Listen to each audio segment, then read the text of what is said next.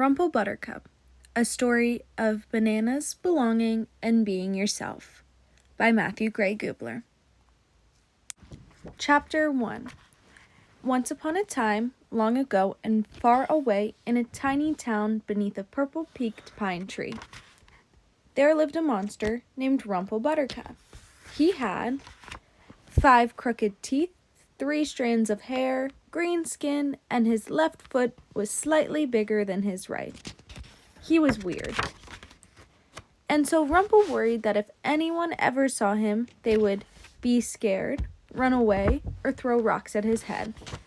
So he spent his entire life hiding underground in a rain drain right by a garbage can in the middle of town, where no one would ever see him, but where he could still see them, laughing and playing, singing and dancing, walking dogs and jumping rope, but most of all, not being weird.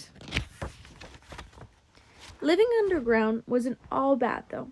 Rumple made the most of it and had a nice little home he decorated with old garbage he found in the can outside. There he lived day after day, week after week, year after year, alone. So one day he reached in the garbage can and took 2 lollipops, a piece of chewed gum, 3 strands of spaghetti, some melted licorice rope, a petrified pretzel, a handful of candy corn, and created Candy Corn Carl. Even though he was just a bunch of old candy that Rumple had glued to the wall, Candy Corn Carl was Rumple's best friend in the world, and Rumple would talk to him for hours a day. "What have you been up to, Carl?" But Carl never replied. "Okay, well hang in there, Carl. Get it? Hang in there, 'cause you're hung on the wall." If Carl was real, he probably would have liked that joke, but since he was bunch of candy stuck to the wall, he just stared. When Rumple wasn't building stuff out of garbage or talking to Carl, he would listen to the voices above ground and pretend they were talking to him. With his eyes shut really tight, it was as if he was part of all the fun happening above. "Can anyone get my cat out of the tall tree?"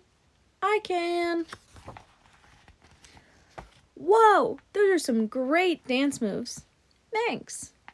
"Hang in there," I said to him. Ha ha ha ha.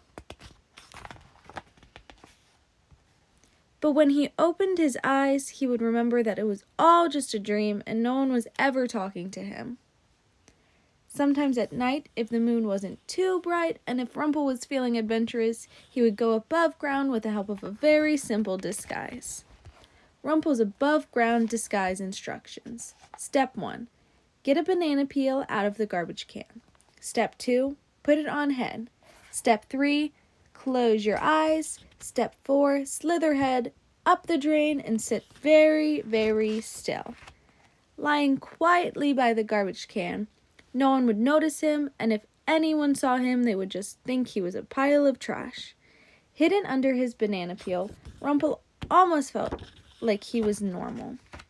Year after year, with his eyes shut tight, he would feel the breeze of the changing seasons.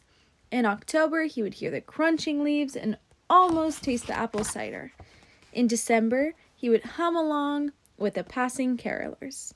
And in July, he could imagine the beautiful fireworks. But at the end of each night, he was always reminded that he was still all alone. Chapter 2. The leaves were turning green, which meant that Rumple's favorite day was fast approaching. The annual Pajama Jam Cotton Candy Pancake Parade.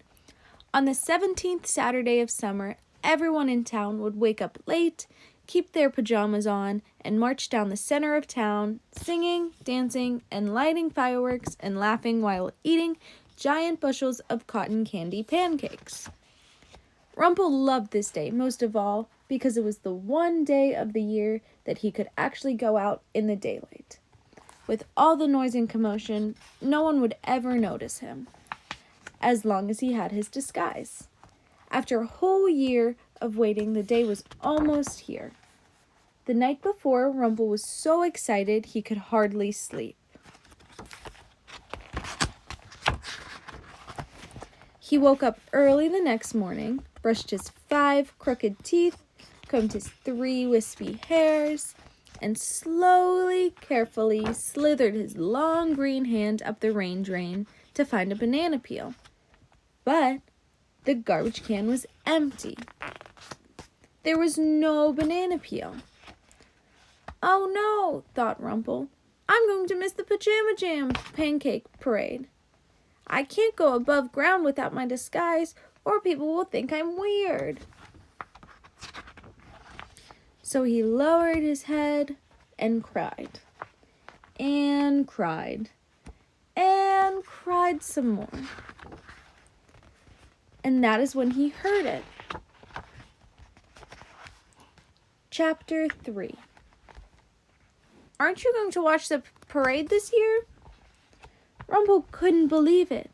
Was Candy Corn Carl finally talking after all these years? He whipped his head around in amazement. But Carl was silent. And then he heard the same voice again, a little bit louder this time. "Can you hear me down there, mister?" The voice wasn't coming from Candy Corn Carl. It was coming from the rain drain. Someone above ground was talking to him. "Sorry to bother you, but we were just wondering if you were going to watch the parade this year." Rumple sheepishly replied, "What do you mean? We couldn't help but notice that you weren't in your usual spot, so I just thought I would check to make sure you were okay." "You can see me?" "Of course we can see you. You're kind of hard to miss." "But aren't you scared of me?" Then a different voice replied, "Why would we be scared of you?" "Because I have 5 crooked teeth, 3 strands of hair, green scaly skin, and my left foot is slightly bigger than my right. I'm weird." "Well, look at me," replied the boy. "I have really big cheeks, metal on my teeth, and my entire body is covered in freckles." "And look at me. I have really thick glasses, a super pointy nose, and can't pronounce the letter R." All of a sudden, Rumple didn't feel so alone. He moved closer to the rain drain, got up on his tiptoes, looked out and saw the entire city looking down. And that's when Rumple realized everyone is weird. And that's what makes us great. Pulling Rumple above ground, the boy remarked, "You know, there is one thing about you we always thought was strange." "Oh no," thought Rumple. "What?" "Why do you always wear a banana peel on your head?" And Rumple just smiled. All this time, they could see him, after all, and nobody cared that he had 5 crooked teeth, 3 strands of hair, green scaly skin, or even a banana peel on his head. And the town was so happy their new friend had decided to join them above ground, they insisted he led the parade from on top of the highest float. High up there above ground, way higher than he ever been before, Rumple could feel the wind in his 3 strands of hair, he could taste the cotton candy pancakes in his 5 crooked teeth, and he could finally feel the warm, welcoming sun beating down on his green, scaly skin. But the warmest feeling of all he felt on the inside, knowing he was surrounded by all his new friends, who all wore banana peels on their heads in honor of their newest friend, Rumple Buttercup. The end.